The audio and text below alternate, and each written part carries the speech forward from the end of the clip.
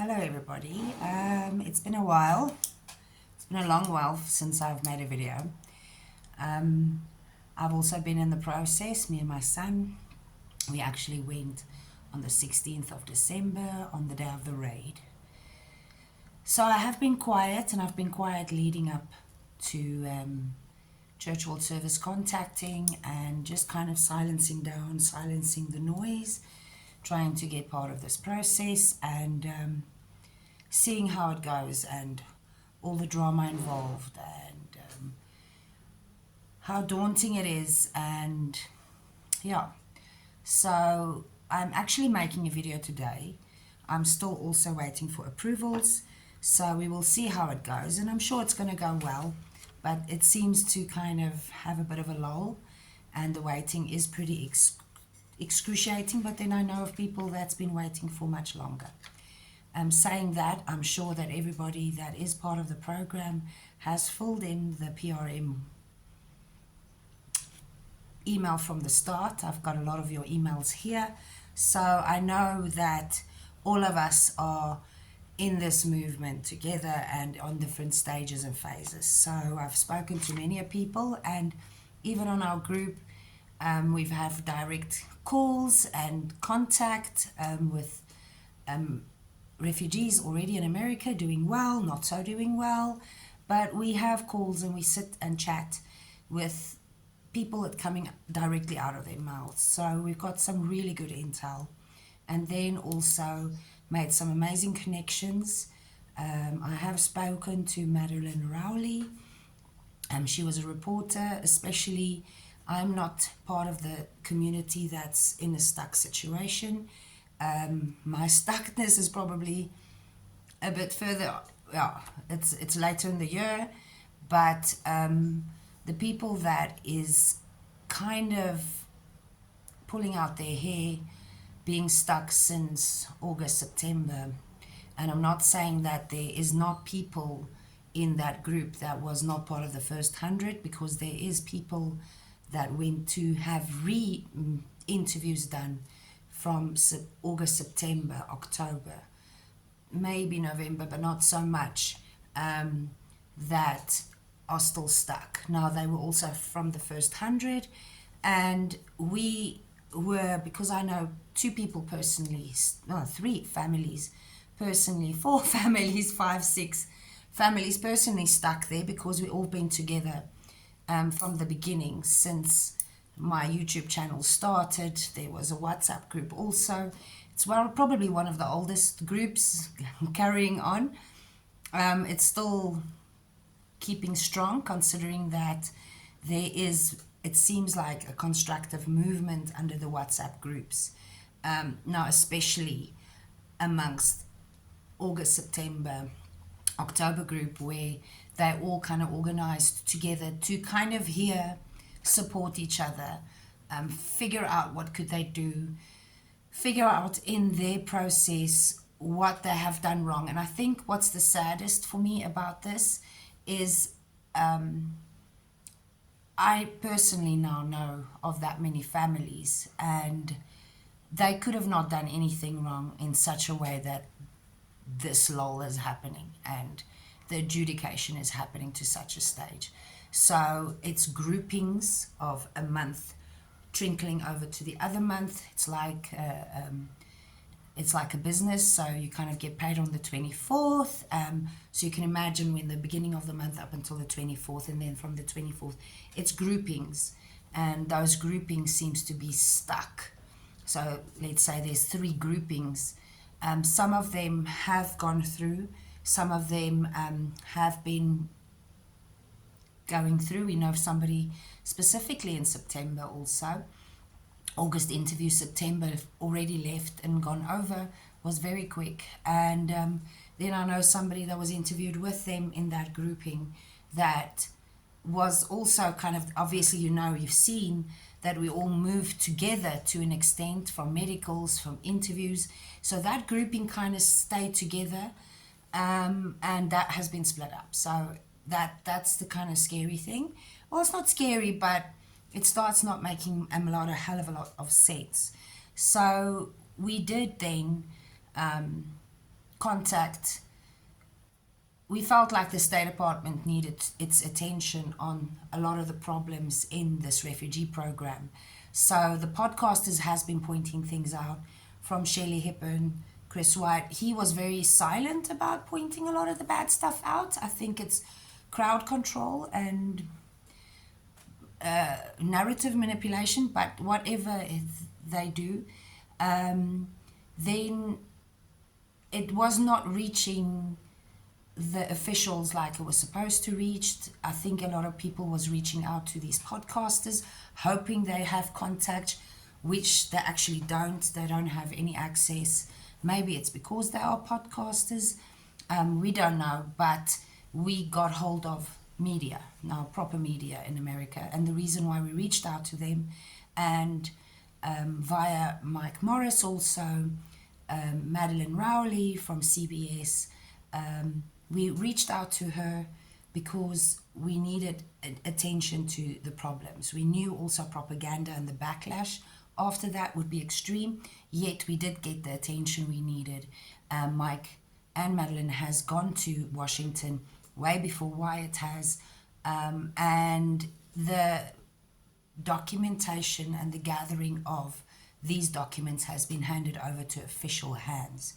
Now, I don't want you to be afraid or scared or anything like that. It has been handed over, and it's also been handed over to the processing department of the ORR and IOM. So they know, and they are sitting with the files. So hopefully, and it's been 2 months already. So yes, we know it's a process. If it was that easy, clearly you guys would have left already. So there's something else, and it's most likely not got to do with your cases. But if there is an audit in the system, then the whole kind of movement stops, and it needs to be audited. What they are auditing, we don't know. It could be fraud, not refugee fraud, agency fraud, manipulation. There's a few forms how refugee fraud can be committed, and one of them could be handing over funds to actually jump the queue. Those kind of things does deter the whole process. Well, that's what will be audited, has been audited. So the thing is, I want to say to the group that's stuck, I'm really sorry, because it's absolutely horrendous for the fact that's where you are at. I'm really sorry. It was the luck of the draw. It had nothing to do with you. It had nothing to do with your cases. Don't look at your backgrounds in such a way with fear-ridden governing you. You've not done anything wrong. I know personally of a refugee that's over in America that has had a criminal offense. So, and it was minor, but the fact that that offense was there and it was not taken into account, and she's already over there, says a lot. So please don't. And we specifically wanted to hear everything about that so that we can kind of figure it out, how and why. But in any case, so there's side events in the refugee movement at the moment. I feel like people find it normal to actually berate and kind of castrate and manipulate and humiliate other refugees amongst each other. It seems like there's a movement, or it's been made acceptable to actually treat another human being in such a way. That's wrong. You know it's wrong. You don't have the authority to tell anybody how to feel, what to think. If they have questions, answer the questions, and that's it. You don't have to character assassinate or humiliate anybody. That is absolutely disgusting. Then what I've also noticed in the WhatsApp groups, and the moderators, and there's been groupings of moderators all getting together now, moderators, from the beginning, and that was the reason why this channel happened.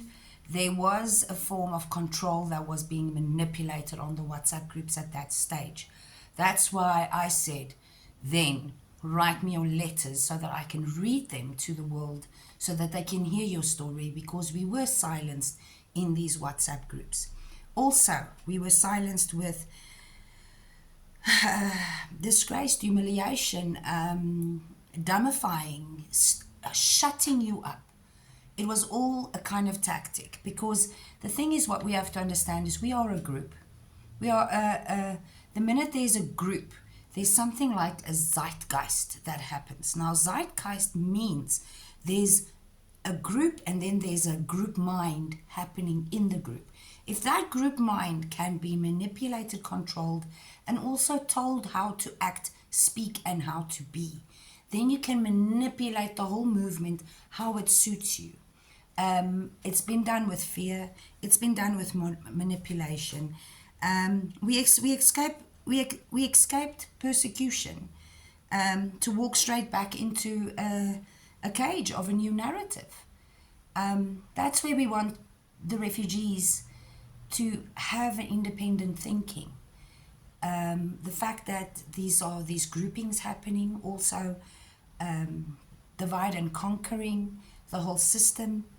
It seems for anybody that's really not part of these kind of things. I mean, I tend to kind of want to see the whole group as my group. I don't pick a specific thing.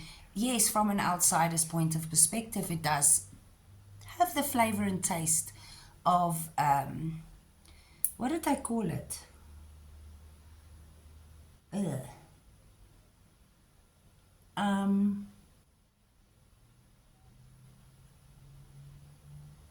Okay, well, it flew my mind, but it's basically just these buck fissies that's just stuck to some type of shock. And it's pretty intense. It will probably come up just now, and if you can know the word that I'm trying to think, and type it in the write up so that you can just jot my mind. I'm hitting 45 now, so yes, it is happening. Group control doesn't need chains. When it's podcasts, WhatsApp groups, and community leaders, they're doing the thinking for you. So it's a very lazy approach to your future when you've got people telling you what to feel, what to think, how to be. This is the first thing our forefathers never, the minute they were tried to be manipulated and cold and directed in one way, we broke away.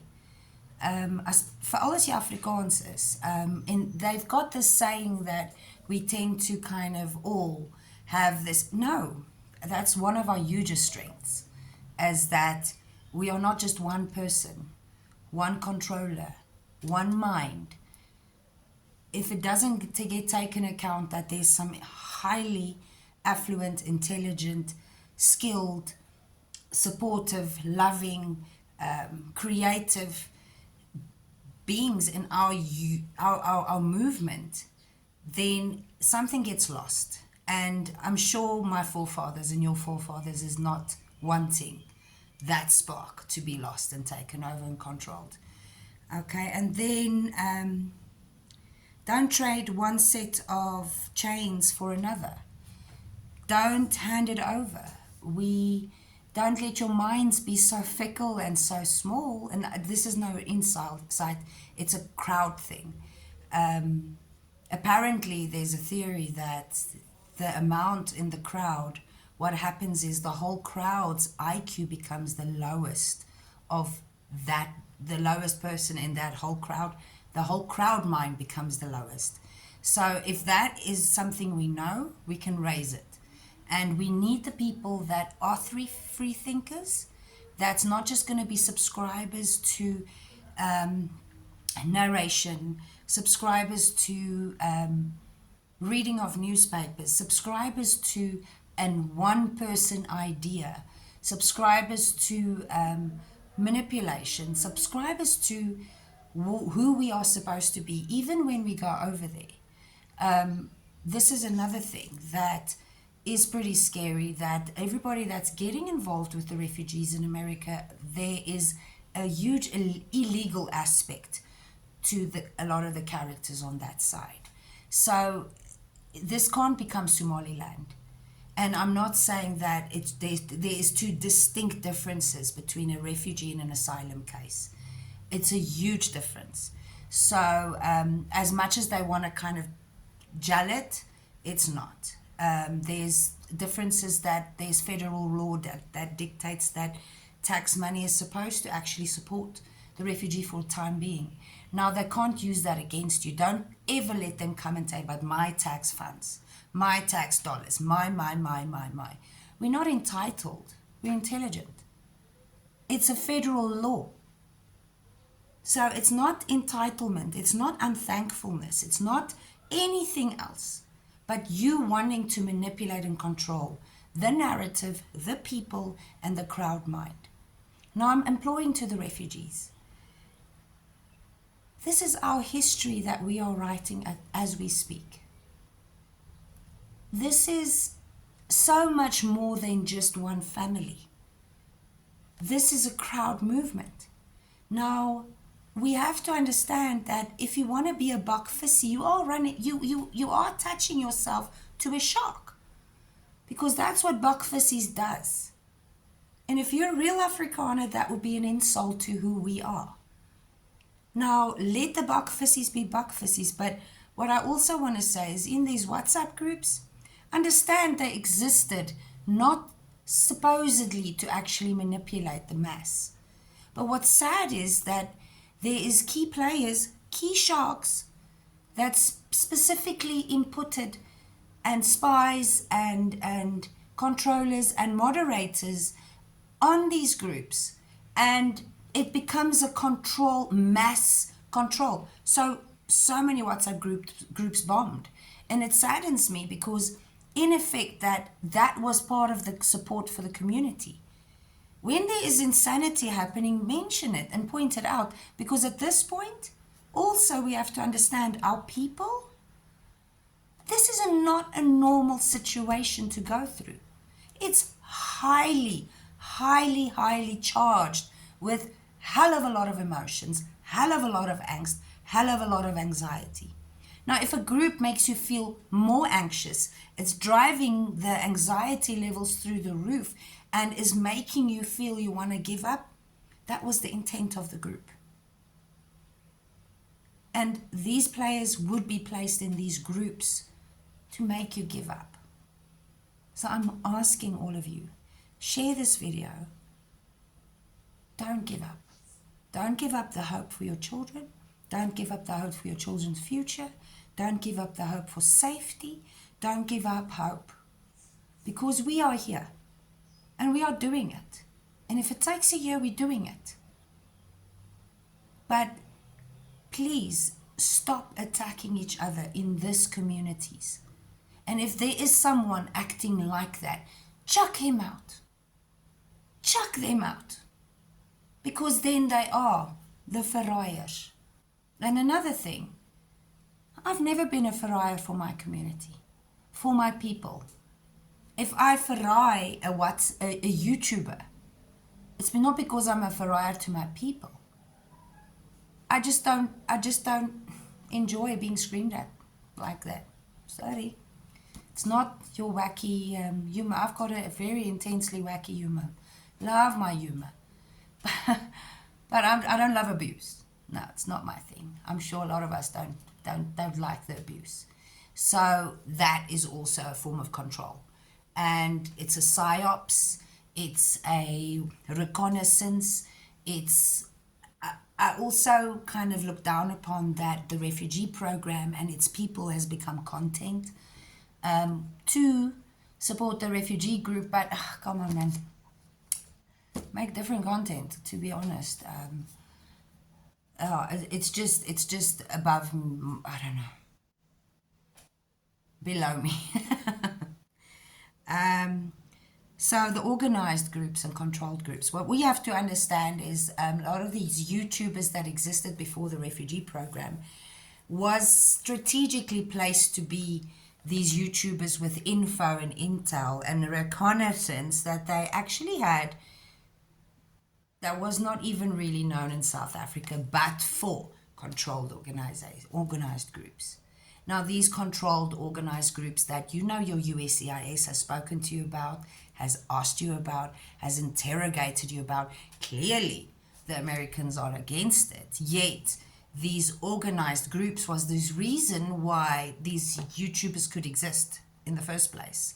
They were strategically used to also kind of distribute a narrative or news that we didn't even have in our own newspapers. So they are still not that organized, controlled groups really want to stay in South Africa. They don't really want to leave. And I mean, you know them. So now these organized groups has been placed in WhatsApp groups. So, I mean, I've got WhatsApp group and I know there's spies there. I've tried to check it out and I've tried to kind of on purpose. No, I've not even tried. I could not care if any of what we have to do and say on that group gets relayed from that point because we do calls. And if you want to really know what's going on and the nitty gritty of what's the inside of what's going on from Mike Morris, Dr. Mike Morris in Pennsylvania, Madeline Rowley, Alsha in Texas. I mean, I've got the lowdown on majority of things, and especially then asylum cases in America and what they're dealing with. Then some of the illegal asylums in America, that's ineffectively attaching themselves to the refugees because this is their life raft. So there's so many kind of politics going on. And I have been gathering a lot of info. I've not just been silently sitting and waiting because I will be seeing pretty influential people.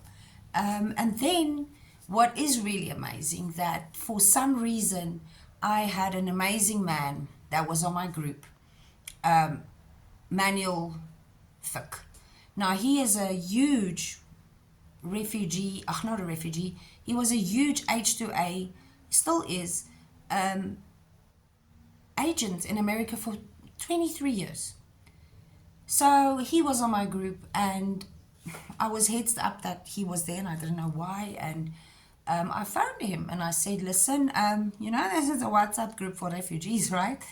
And he was like, yes, I do. Are you concerned about your business? Because clearly the refugee program will be kind of damaging for what you stand for and what you've done for 23 years. And he said yes. And I asked him, can't he maybe think of opening up his books, his contacts, because everybody on his contacts don't just have a farm. So they've got businesses and companies and all these things. And I will be making a video about that when it is launched.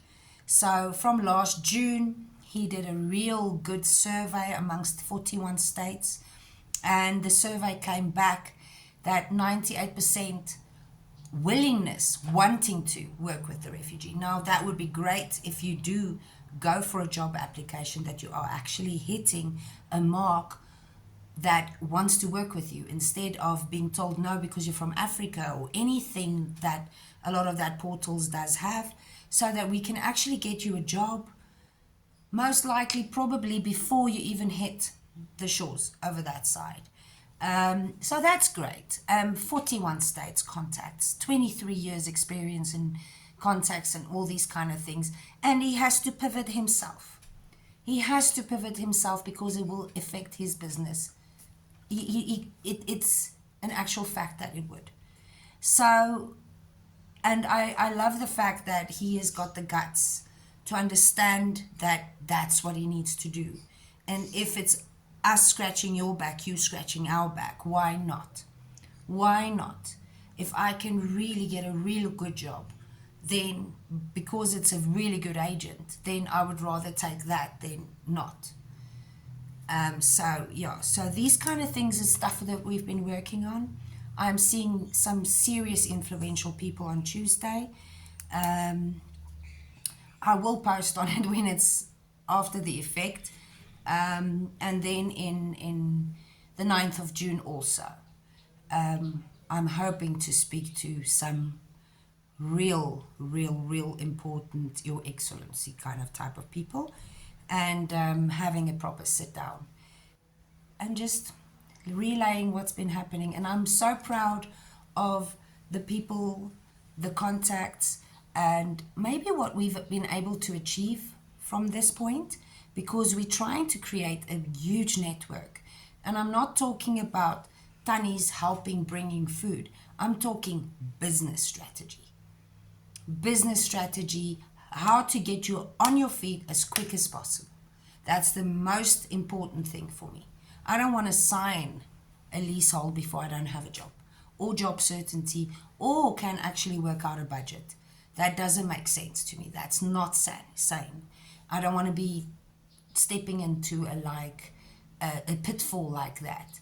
So the new NGOs that's going to be involved from, I think it's June onwards, June, July, they were talking about podcasts. It's not for the refugees.